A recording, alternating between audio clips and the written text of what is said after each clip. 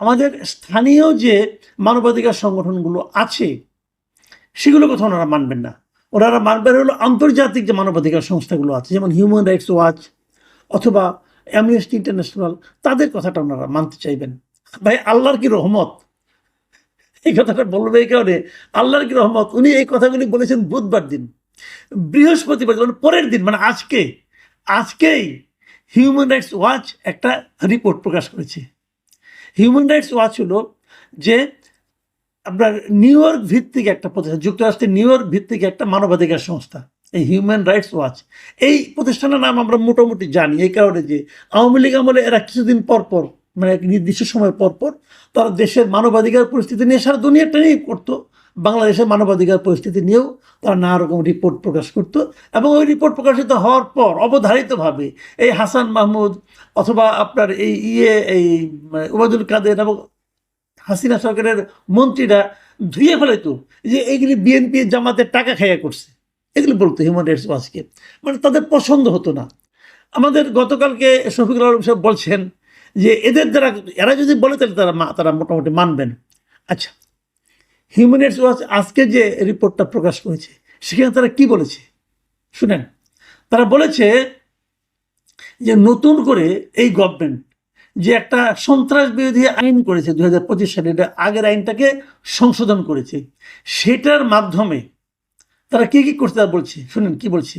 তারা বলেছে যে সংশোধিত সন্ত্রাস বিরোধী কঠোর আইন ব্যবহার করে নতুন কর্তৃপক্ষ 2025 সালের 12 মে অন্তর্বর্তী সরকার সরকার আওয়ামী লীগকে সাময়িকভাবে নিষিদ্ধ, মানে কার্যক্রম নিষিদ্ধ করে। দলটির সমর্থনে যে কোনো সভা, প্রকাশনা ও অনলাইনে দেওয়া বক্তব্য এই নিষেধাজ্ঞার অন্তর্ভুক্ত। আওয়ামী লীগ নেতৃবৃন্দ শান্তিপূর্ণ অধিকার কর্মীদের গ্রেপ্তারে আইনটি ব্যবহার করা হচ্ছে, মানে এখনো হচ্ছে। তারপর নতুন যে আইনটা করেছে সন্ত্রাস বিরোধী আইন, এই আইনের মাধ্যমে এই আইনটাকে ব্যবহার করে এখন আওয়ামী লীগের নেতৃবৃন্দকেও গ্রেপ্তার করা হচ্ছে এবং শান্তিপূর্ণ অধিকার কর্মীদেরকেও গ্রেপ্তার করা হচ্ছে। এবং এই হিউম্যান রাইটস ওয়াচের যে এশিয়া অঞ্চলের যিনি উপপরিচালক আছেন মীনাক্ষী গাঙ্গুলি, উনি তখনও কিন্তু আগের আমলেও কিন্তু অনেক কথা বলতেন হাসিনা সরকারের বিরুদ্ধে। উনি এবার কি বলছেন শুনেন। উনি বলেছেন যে রাজনৈতিক প্রতিপক্ষকে কারাগারে পুরে দেওয়া হোক কিংবা শান্তিপূর্ণ মত প্রকাশে বাধা দেওয়া হোক, অন্তর্বর্তী সরকারের এমন কোনো পক্ষপাতমূলক আচরণ করা উচিত নয় যা শেখ হাসিনার সরকারের সময় বাংলাদেশের মানুষের সঙ্গে করা হয়েছে। মানে আগের সরকার যা যা করছে সেই কাজগুলো এই সরকার করছে বলে উনি মনে করছেন। উনি বলছেন এগুলি করা আপনাদের উচিত না, কারণ করলে পরে তাকে আপনাদের সরকারকে ওই সরকারের চেয়ে অন্যরকম ভাববে কিভাবে। হিউম্যান রাইটস ওয়াচে যে বিজ্ঞপ্তিটা দেওয়া হয়েছে সেখানে আরও বলা হয়েছে যে অন্তর্বর্তী সরকারের অধীনে হাজারো মানুষকে গ্রেপ্তার করা হয়েছে, যাদের অনেকের বিরুদ্ধেই শুধু সন্দেহের ভিত্তিতে হত্যার অভিযোগ আনা হয়েছে।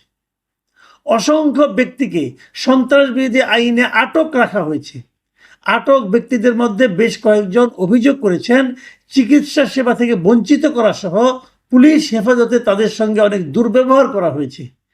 এ ধরনের অভিযোগ শেখ হাসিনার শাসন আমলের কথাই মনে করিয়ে দিচ্ছে। তার মানে হিউম্যান রাইটস ওয়াচের বিবেচনায় ডক্টর ইউনূসের সরকার আর আগের শেখ হাসিনার সরকারের মধ্যে তারা তেমন কোনো পার্থক্য পাচ্ছে না এই মানবাধিকার প্রসঙ্গে। কি বুঝবেন আপনারা তাহলে এখন? এবং ওনারা একটা ঘটনার উল্লেখ করেছেন, আপনাদের মনে আছে গত 28শে আগস্ট মঞ্চ 71 নামে একটা সংগঠনের একটা আলোচনা সভা, গোল টেবিল বৈঠক থেকে কিভাবে ঢাকা ইউনিভার্সিটির প্রফেসর হাফিজুর রহমান কার্জনকে, সাংবাদিক মঞ্জুর আলম পান্নাকে ধরে নিয়ে যাওয়া হয়েছিল। তারা সেখানে মানে আলোচনায় অংশ নিতে গিয়েছিল। পান্না তো একটা শব্দ উচ্চারণ করে না, সে আলোচনায় অংশও নিতে পারে নাই, সেখানে বসেছিল। ওনাদেরকে ধরে নিয়ে গেছে এই সরকারি পুলিশ। প্রথম বলেছিল যে তাদের নেওয়া হচ্ছে নিরাপত্তার জন্য, পরে তাদেরকে গ্রেপ্তার করেছে এই আইনের অধীনে, এই সন্ত্রাস বিরোধী আইনের অধীনে। এই বিষয়টাও কিন্তু এই হিউম্যান রাইটস ওয়াচের এই রিপোর্টে দেওয়া হয়েছে। এখন আপনি তাহলে ওনাদের যে বক্তব্যটা, এই বক্তব্যটা সম্পর্কে শফিকুল আলম সাহেব কি বলবেন এবার? উনি তো চেয়েছিলেন এদের বক্তব্য, এবং তারা তো আরো বেশি বলছে। তারা বলছে তারা হাসিনা সরকারের সঙ্গে এই সরকারের কোনোই পার্থক্য দেখছে না মানবাধিকার প্রসঙ্গে। তাহলে কেমনে হলো? এবং এই হিউম্যান রাইটসের ওয়াচে এটাতে ওনারা আরো একটা কথা, গুরুত্বপূর্ণ একটা কথা বলেছেন। শুনুন কি বলেছেন। ওনারা বলেছেন সরকার রক্ষণশীল মুসলিমদের স্বার্থ সংশ্লিষ্ট গোষ্ঠীগুলিকেও নিয়ন্ত্রণ করতে ব্যর্থ হয়েছে।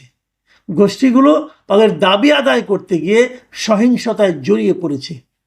মানে যে যে গ্রুপগুলো আছে যা নাকি রক্ষণশীল মুসলিমদের স্বার্থ সংশ্লিষ্ট, তাদেরকে সরকার নিয়ন্ত্রণ করতে পারেনি এবং তারা নানা ধরনের সন্ত্রাসী কর্মকাণ্ডে সহিংসতায় জড়িয়ে পড়ছে। এবং হিউম্যান রাইটস ওয়াচের আর দুটো কথা বলবো আমি মাত্র, বেশিক্ষণ সময় নেব না আপনাদের। হিউম্যান রাইটস ওয়াচ একজন রাজনৈতিক কর্মীর একটা বক্তব্যকে কোট করেছে তাদের রিপোর্টে। সেখানে ওই বক্তব্যে ওই লোকটা বলেছে যে হয়তো সন্ত্রাসী হিসাবে কারাগারে থাকা, নয়তো উচ্ছৃঙ্খল জনতার হামলার শিকার হওয়া, এছাড়া আমাদের হাতে আর কোনো বিকল্প নেই। মানে যারা বিরোধী রাজনীতিকে সাপোর্ট করেন, তাই হয় সন্ত্রাস হিসেবে কারাগারে থাকতে হবে অথবা মবের শিকার হয়ে প্রাণ দিতে হবে, এছাড়া এই লোকগুলোর হাতে আর কোনো বিকল্প নাই। মীনাক্ষী গাঙ্গুলি আরেকটা কথা বলেছেন। উনি সরকার একটা পরামর্শ দিয়েছেন, সেই পরামর্শটার কথা বলে আমি আমার আলোচনা শেষ করতে চাই। তিনি বলেছেন যে বাংলাদেশ সরকারের সন্ত্রাস বিরোধী আইনের অপব্যবহার বন্ধ করা উচিত। আইনটি রাজনৈতিক দমন পীড়নের সমার্থক হয়ে উঠছে। এর পরিবর্তে অন্তর্বর্তী সরকারের নিরাপদ ও অংশগ্রহণমূলক নির্বাচনের পরিবেশ তৈরি করতে মনোযোগ দেওয়া উচিত। মানে তার পরামর্শটা হলো যে তারা যে সন্ত্রাস বিরোধী আইনটা চালাচ্ছে, এখন আইনটা প্রয়োগ করছে, এই আইনটা আসলে রাজনৈতিক দমন পীড়ন এর সমার্থক হয়ে গেছে। মানে এই আইনটা মানেই রাজনৈতিক দমন পীড়ন করা।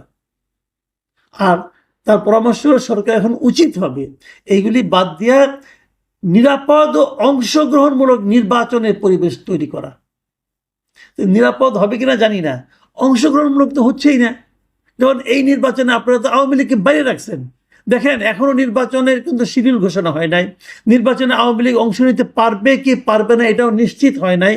কিন্তু যতটুকু যা করছে সরকার এখনই কিন্তু আন্তর্জাতিক মানবাধিকার সংস্থাগুলো মন্তব্য করছে যে এই নির্বাচন অংশগ্রহণমূলক হচ্ছে না।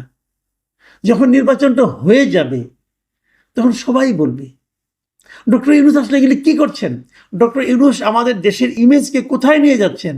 এবং তারও চেয়ে বড় কথা, উনি ওনার সরকারকে হাসিনা সরকারের সমর্থক করে তুলেছিলেন। তাহলে কি হাসিনা সরকারের সঙ্গে দেশের জনগণ যা করেছে ওনার জন্য কি সেটাই প্রাপ্য হয়ে দাঁড়ালো?